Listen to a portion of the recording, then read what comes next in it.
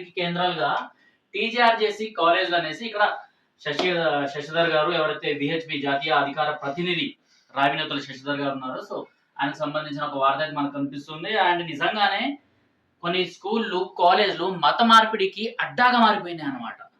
So కేవలం స్కూళ్ళు కాలేజ్లే కాకుండా హాస్పిటల్స్ కూడా, అంటే ఇప్పుడు ఇది ఒక రకమైన, అంటే డిసెంబర్ వచ్చేసింది, క్రిస్మస్ వచ్చేసింది అనగానే ఇంకా వీళ్ళకేదో ఇంకా ఎక్స్ట్రా ఎనర్జీ వచ్చేసినట్టు వీళ్ళందరూ ఏం చేస్తున్నారంటే మమ్మల్ని ఇంకా అడ్డు అదుపు చేసే వాళ్ళు ఎవరు లేరు కదా అనేసి అక్కడికి వెళ్ళేసి బైబిల్ని పంచడము, లేకపోతే బైబిళ్లతో పాటు స్వీట్ బాక్స్లు, సో ఇవన్నీ పంచడం మొదలు పెట్టేశారు. మొన్న మన సిద్దిపేట దగ్గర ఒక స్కూల్లో, గవర్నమెంట్ స్కూల్లో చిన్న పిల్లలకు పుస్తకాలు ఇస్తున్నాము, పెన్నులు ఇస్తున్నాము, అంటే డిసెంబర్ కదా, క్రిస్మస్కి సంబంధించిన కొన్ని మేము గిఫ్ట్లు ఇస్తున్నాం అని చెప్పేసి దాంతోపాటు జీసస్కి సంబంధించిన కొన్ని కోట్స్తో కూడిన స్టిక్కర్స్, అంటే ఇంట్లో అతుక పెట్టుకోవడానికో లేకపోతే ఇంకెక్కడో అతుక పెట్టుకోవడానికి స్టిక్కర్స్, అండ్ దాంతోపాటు బైబిల్ చిన్న పిల్లలకు, అది కూడా గవర్నమెంట్ స్కూల్ పిల్లలకు బైబిల్లు పంచాల్సిన అవసరం ఏమొచ్చింది.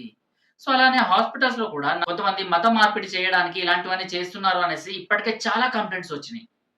సో అలా వీళ్ళు ఏం చేస్తున్నారంటే అక్కడికి వచ్చిన పేషెంట్స్ ఎవరైతే ఉంటారో ఆ పేషెంట్స్కి మీరు మీ దేవుని నమ్ముకున్నారు కాబట్టి మీ జబ్బులు నయం అవ్వలేదు, అండ్ ఇక్కడ డాక్టర్ ఎంత చేయాలో అంత చేస్తారు, కానీ దానికన్నా పైన ఏదైనా చేయాలి అంటే కేవలం నిజమైన దేవుడు ఎవరైతే జీసస్ ఉన్నారో ఆయన మాత్రమే చేయగలుగుతాడు అనేసి వీళ్ళందరూ ఇవన్నీ మాటలు చెప్పడం, ఇలాంటి కల్లిబొల్లి మాటలు చెప్పేసి అక్కడి నుంచే ఈ బైబిల్ వాళ్ళ చేతిలో పెట్టి సో మత మార్పిడి అన్నది చేయడం మొదలు పెడుతున్నారు అనమాట.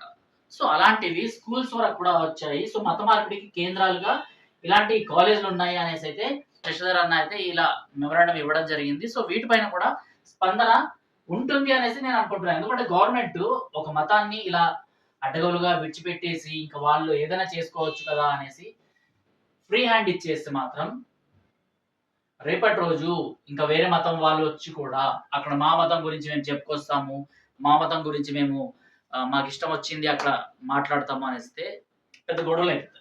శ్రీశైలంలో అన్యమత ప్రచారం నిషేధం. శ్రీశైలం గురించి కూడా ఇక్కడ అన్యమత ప్రచారం, ఇక్కడ మనం ఎక్కడ టచ్ చేసినా కూడా అన్యమత ప్రచారాలు. ఇక్కడ ప్రచారం చేయాల్సింది మనము, మన దేవాలయ దగ్గర మన ప్రచారం చేసుకోవాలి, కానీ గవర్నమెంట్ మన ప్రచారాలు చేయనివ్వట్లేదు. ఎవరైనా చేసినా కూడా వాళ్ళకి అసలు మీకు ఇక్కడ ఏం పని, మీది వేరే ఊరు కదా అనేసి అలా ఆపేస్తుంది. కానీ అన్యమత ప్రచారకులు వాళ్ళు ఎక్కడి నుంచో వచ్చేస్తారు, లేకపోతే అదే శ్రీశైలం చుట్టుపక్కల నుంచి వచ్చేసి చర్చిల దగ్గర నుంచి వచ్చేసి ఇక్కడ తిష్ట వేసి ఇక్కడ మత ప్రచారాలు నిర్వహిస్తున్నారు. సో ఇదే శ్రీశైలంలో ఇప్పుడు మత ఈ ప్రచారం ఏదైతే ఉందో దీనిపైన నిషేధం ఉంది అనేసి దేవాదాయ శాఖ, ఆంధ్రప్రదేశ్కి సంబంధించిన దేవాదాయ శాఖ అయితే ఉత్తర్వులు జారీ చేసింది. నిజంగా దీనికైతే నేను హ్యాట్స్ ఆఫ్ తెలియజేస్తున్నా గవర్నమెంట్కి. ఎందుకంటే దేవాదాయ శాఖ ఇప్పుడు ముందుకు వచ్చి ఇలాంటివి ఉత్తర్వులు జారీ చేయడము, అండ్ శివాలయము దాని చుట్టుపక్కన కేవలం హిందువులు మాత్రమే అక్కడ వ్యాపారాలు చేసుకోవాల్సిన అనుమతి ఇవ్వాలి. ఇంకా మిగిలిన వాళ్ళు ఎవరైనా వచ్చి మేము ఇక్కడ వ్యాపారాలు చేసుకుంటామంటే వాళ్ళకి అనుమతులు ఇవ్వద్దు. ఎందుకంటే చాలా మంది అక్కడికి వెళ్ళిన వాళ్ళకి శుచిగా శుభ్రతగా అక్కడికి వెళ్ళి దేవాలయాన్ని పూజలు చేసుకోవాలి, అక్కడ శివాలయానికి అభిషేకాలు చేసుకోవాలని చాలా మంది అనుకుంటారు. కానీ అక్కడికి వెళ్ళేసరికి ఏమవుతుందంటే ఫలానా స్కానర్ చేయగానే ముస్లిం పేరో లేకపోతే క్రిస్టియన్ పేరో ఇవన్నీ వచ్చేస్తున్నాయి అనమాట. అంటే వ్యాపారాలకు మాత్రమే వీళ్ళు ఇక్కడికి వచ్చేస్తున్నారు. అదే ముస్లిమ్స్ క్రిస్టియన్స్ మన దేవుళ్ళని నమ్మనప్పుడు అక్కడికి వచ్చి వ్యాపారాలు కూడా చేయాల్సిన అవసరం లేదు.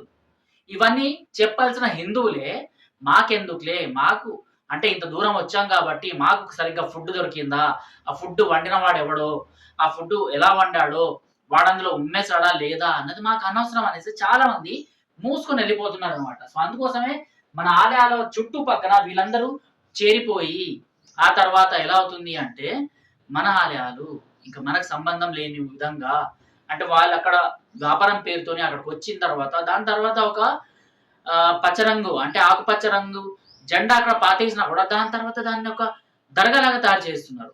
అంటే ఈ ఆలయం పైన ఎప్పటి నుంచో, అంటే ఈ గుట్ట పైన ఎప్పటి నుంచో ఒక దర్గా ఉండింది, సో దాన్ని మేము వెలికి తీసాము అనేసి మళ్ళీ దానికి సోషల్ మీడియాలో కొన్ని కబుర్లు చెప్పించి దీని ద్వారా ట్వీట్స్ చేయించి ఆ తర్వాత అదే ఆలయ పరిసర ప్రాంతాల్లో దర్గాను కట్టేస్తారు.